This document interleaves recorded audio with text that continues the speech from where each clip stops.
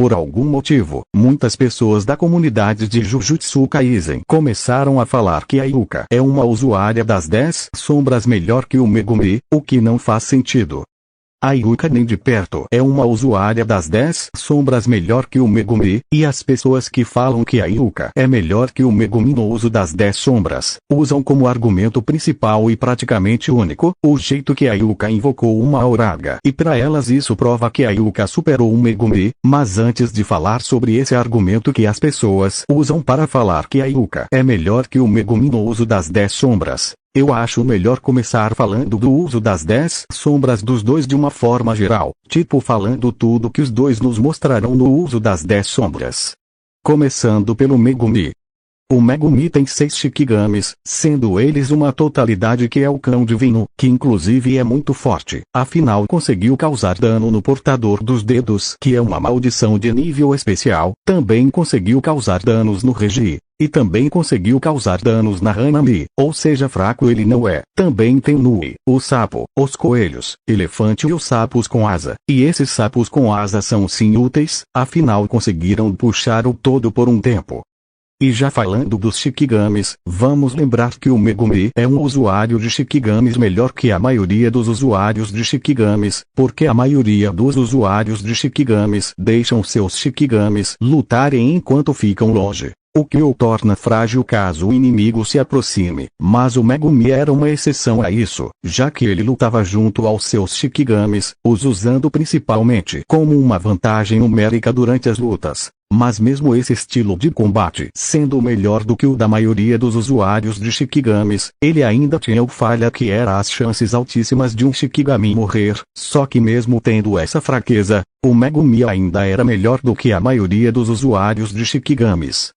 Além disso o Megumi com as 10 sombras, conseguia guardar objetos na própria sombra, servindo para guardar armas e usá-las no combate. E também é possível deixar outras pessoas afundarem na sombra do usuário. E ele ainda pode se esconder e se locomover por meio das sombras. E vamos lembrar que o Megumi também tem uma expansão de domínio, mesmo sendo um domínio incompleto. Isso ainda é absurdo, já que feiticeiros até mais velhos que o Megumi nem tinham isso, como Nanami, Meimei, Geto, Yaga e o Naobito, que mesmo sendo feiticeiros há muito mais tempo que o Megumi, nenhum domínio incompleto eles possuem, ou seja nesse quesito ele está melhor que esses que eu falei. E já aproveitando que eu estou falando da expansão do Megumi, vamos lembrar que na luta contra o Reiji, é explicado que a expansão do Megumi não tem um acerto garantido, e a única coisa que o domínio faz é ser uma extensão da sombra do Megumi, e por conta dos aumentos naturais que uma expansão dá ao usuário, o Megumi consegue usar 120% da sua técnica, ou seja tudo que ele faz no domínio, ele pode fazer fora dele, ou seja o Megumi pode criar clones de Shikigamis e de si mesmo sem precisar usar o seu domínio. E vale lembrar que o Megumi passou a maior parte da vida sendo uma pessoa normal sem se envolver com o mundo Jujutsu, ou seja, mesmo tendo pouco tempo como feiticeiro, ele conseguiu tudo isso que eu falei.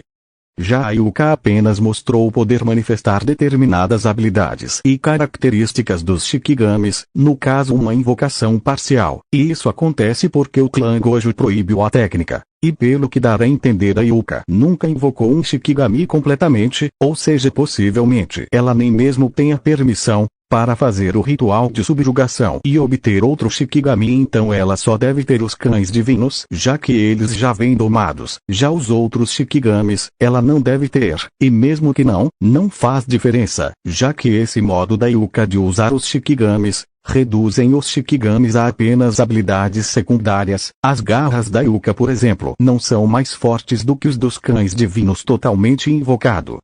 Sendo isso tudo que a Yuka mostrou, então acho que já podemos tirar algumas conclusões só com isso.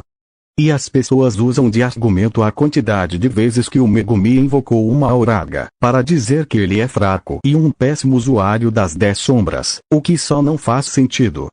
O Megumi teve 7 tentativas de invocar uma Auraga e uma em que ele de fato conseguiu invocar ele, que juntando fica 8, e olhando assim, até parece que é verdade que ele é fraco e fica invocando uma Auraga toda hora, mas isso é meio mentira. Começando pelas tentativas. Das 7 tentativas, só uma que a gente pode dizer que ele foi meio burro. O resto ele não foi.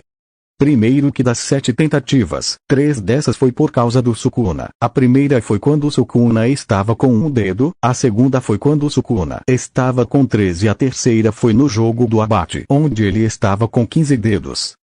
É completamente justificado ele pensar e tentar invocar uma Uraga nessas situações, até porque o Megumi não teria a mínima chance de vencer o Sukuna, mesmo sendo ele com um dedo, então em uma luta, ele morreria. E a única opção dele seria invocar uma Uraga, já que é a única coisa dele que poderia fazer algo contra o Sukuna e até matar se a gente considerar o Sukuna um dedo e 3 dedos. Então é bem justificável o Megumi tentar invocar uma Uraga nessas 3 situações, afinal ele não tinha mais nada para usar que fosse efetivo contra o Sukuna.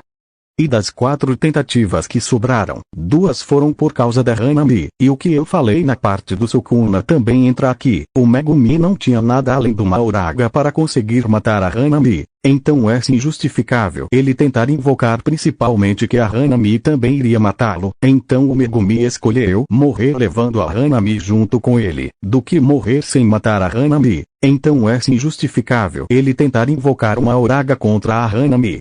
E das outras 2 tentativas que sobraram, uma delas foi contra uma maldição de nível especial, e ele estava ferido, então faz-se sentido ele cogitar. E vale lembrar que o Megumi por vontade própria parou de invocar uma Uraga e expandiu seu domínio, por vontade própria, sem ninguém ou algo atrapalhar.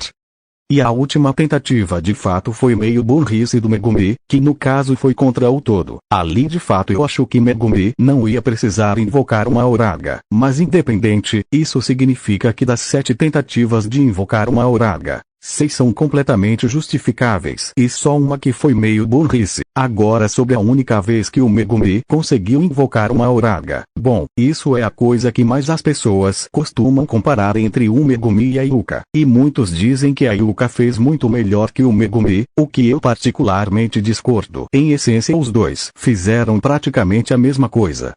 O Megumi tinha sido apunhalado pelas costas, e isso depois dele ter lutado com o Tojin. E antes de lutar com o Toji, o Megumi estava anteriormente abrindo uma saída do domínio do Dagon por um tempo muito consistente, o que já gastaria muita energia só de manter. E na luta contra o Tojin, ele ficou bem ferido, além de ter gasto energia amaldiçoada invocando Shikigamis para parar o Tojin. E vale lembrar que o Megumi durante a luta contra o Tojin não tinha energia amaldiçoada para expandir seu domínio, e isso foi o próprio Megumi que disse: Saco, eu não tenho mais energia para usar a minha expansão de domínio.